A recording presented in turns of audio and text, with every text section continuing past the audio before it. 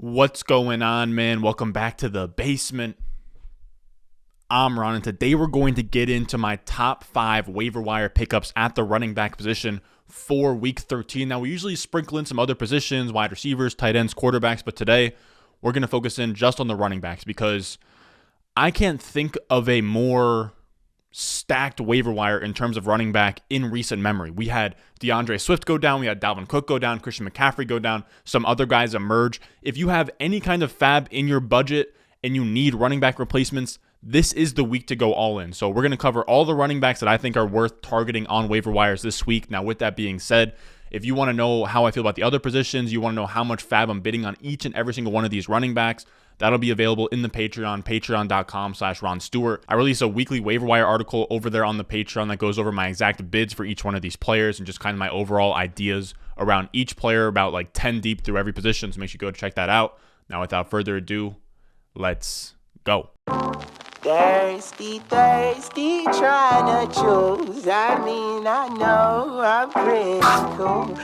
Now, before we get into our first running back, I just want to preface this by saying every single timeline that I mentioned in terms of injury-related stuff is all from Adam Hutchinson's article over on 4for4, the training room. It's every single week. It goes over all of the new injuries and how long it's going to take for them to return from injury. Now, by the time you guys see this, or if you watch this a day late, timelines can vary, but this is just what I have right now on Monday night. And the first running back we're going to talk about is Alexander Mattison. He is, in my opinion, the number one waiver wire pickup of the week. He's only owned in 33% of leagues.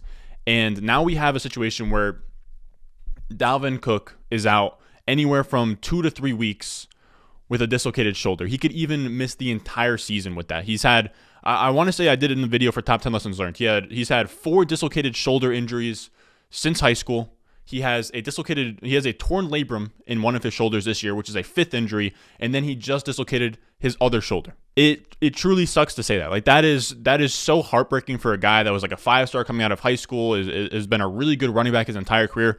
These injuries are definitely like catching up with him a little bit, but on the other side, Alexander Mattison is that guy when Dalvin Cook is gone. He's had 2 games with Dalvin Cook gone this year. He had 51 and 57 of the carries. He had all the targets, all the touches inside the 5. He has all the meaningful touches we want. He is a locked and loaded top 12 running back as long as Dalvin Cook is out. He was the RB7 and RB5 in those 2 games earlier this year. Again, he is an RB1 until further notice or until Dalvin Cook comes back. So for that reason, I like Alexander Mattison as my main pickup this week. Now, I think the main argument that you guys are going to have when you see that is, what about Chuba Hubbard? You know, McCaffrey's out for the rest of the season. Dalvin Cook's only out for the next few weeks. Why don't you prefer Chuba? And Hubbard, the reason I don't prefer him is for this reason. First of all, he was just okay while McCaffrey was out. He averaged 12.9 points per game. That's nowhere near like the top 7 finishes that Alexander Mattison has put up. Alexander Mattison is going to be fed as if he is Dalvin Cook. Chuba Hubbard is going to be in a low-end RB2 type role, not the same type of league-winning upside of an Alexander Mattison. And you have the upside with Alexander Mattison where Dalvin Cook is actually out for the rest of the year. Now, the main drawback with Hubbard is that he kind of just recently got relegated on the depth chart. I don't think a lot of people are talking about this. Ameer Abdullah has been a bigger and bigger part of this offense. Now, why? I couldn't tell you. Ameer Abdullah, I didn't mind him as a prospect. He was fun, early on in Detroit. I didn't know he was even really still out here in the league. I thought he was on the Vikings last time I checked. He is now on the Panthers. Of course, I knew, like the past 5 or so weeks, he's been kind of mixing in. I want to say they signed him from the practice squad after they let Royce Freeman go. But Abdullah saw 6 targets this week. Hubbard only saw 1. Abdullah also saw 49% of the snaps on Sunday. Hubbard only saw 20%. So Abdullah not only outsnapped him and out-targeted him on Sunday, he did the same the week before. He outsnapped him in week 11. Now, I'm going to preface this by saying, I'm also going to say that I don't prefer Abdullah, but I see Hubbard as the early down guy, goal line work type guy, and I think Abdullah will just be the satellite back. I don't think it's going to dig into it as much, but again, because Abdullah is there, he's not going to see the same amount of workload that Alexander Mattison is about to see. And then on top of that, Chuba Hubbard has a bye week. Then he has Atlanta, which is a really soft defense against the run. But then his playoff schedule is Buffalo, Tampa Bay, New Orleans. All 3 of those are like top 5 to 10 teams against the run. Extremely tough playoff schedule. On top of that, you have Cam Newton taking rushes away. So Chuba Hubbard to me is still a great waiver wire ad. If it wasn't a week where Dalvin Cook went down, he'd be my priority ad. Chuba Hubbard, go get him, go get him. Also, pick up Ameer Abdullah on the side. He could have some sneaky upside as a, pass catching back, kind of like, a J.D. McKissick or a Nyheim Hines. He could be that kind of guy. I don't think he will be, but a nice ad in deeper leagues. Then our next running back on the list is Jamaal Williams from Detroit. Sadly, we have a DeAndre Swift injury. The Sweet King, a man that I have on a lot of teams. It sucks, man. He's week to week. He has some kind of AC joint strain in his shoulder, or sprain in his shoulder. Now, he's listed as week to week, which seems like he could play this week. Adam Hutchinson over on 444 has him listed as out 2 to 3 weeks. He thinks it's going to be a little bit longer than what they're telling us in the media. So take that for what it is. Now, Williams saw 20 touches. He is the foregone conclusion workhorse on that team. While DeAndre Swift is gone, he saw 20 touches on Thanksgiving. He's going to be a top 20 back as long as DeAndre Swift is out. It hurts to say that, but he is going to get all the work, all the between the tackle stuff, all the goal line work. I do like Jamar Jefferson. I like the other guy. I can't even, what is it, like Godwin? I can't even say his last name, to be real with you guys. But Jamaal Williams is the clear ad there. Now, he's not as enticing as Alexander Mattison because he's not going to be a top 12 option on a given week, and then he's not as enticing as Chuba Hubbard because DeAndre Swift could be back as soon as next week.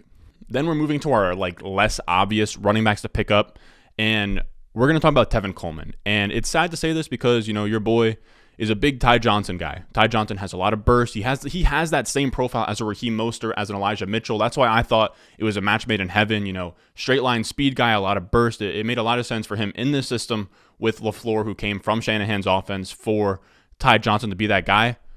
He wasn't. It seems like they still really like Tevin Coleman there. Tevin Coleman only had 9 points, but he led the backfield in rush share, target share. He had a 51.6% rush share, had 16 carries. He had 3 targets. That's 19 opportunities.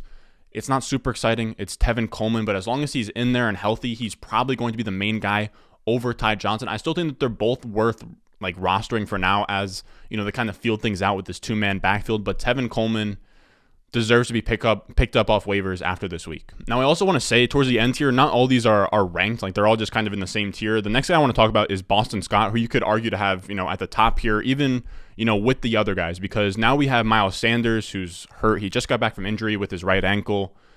He tweaked his ankle. He came back later on in the game, so that's at least somewhat encouraging. 444 has him at 0 to 3 weeks, so he could be back as soon as this week. But Boston Scott becomes interesting now because he saw 18 opportunities.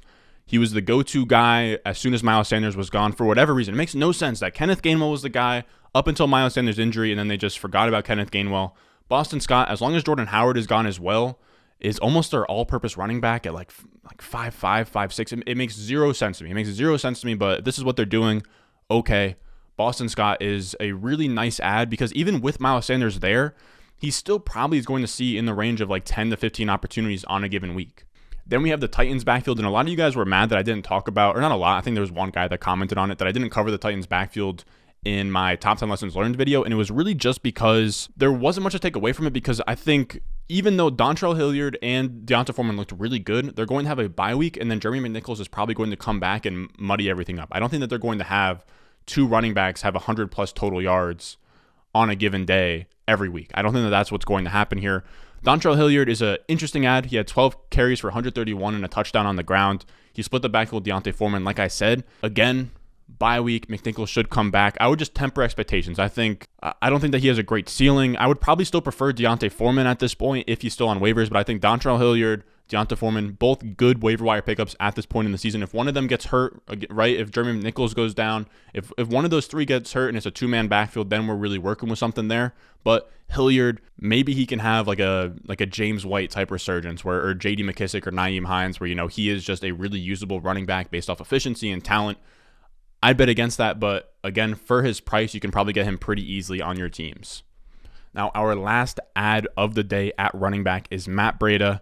He's only owned in 5.6% of leagues. And it's interesting here because I like Zach Moss coming into the season. I don't hate Devin Singletary, but it seems like the coaches, Dabble and McDermott is there. They're kind of fed up with what's going on with Zach Moss and Singletary. They can't run the ball. Teams are just playing, too high, daring them to run, and they can't do anything about it. So they bring in Matt Breida. They make Zach Moss a healthy scratch this week. And Matt Breida was pretty much the starting running back. Through the first quarter, he outsnapped Singletary 11-5. Now, at the end of the game, he only had 21 snaps to Singletary's 45. But I think it's telling that because they won 31-6, they started giving snaps to Devin Singletary and kind of going that direction. But I wouldn't call Matt Breida the starting running back at this point, but he is at the very worst 1B at this point, which is, pretty much where Singletary was a few weeks ago, which is still pretty valuable on a team that scores a lot of points, sees a lot of touchdown opportunities. And Matt Breida handled 11 opportunities. He scored a touchdown.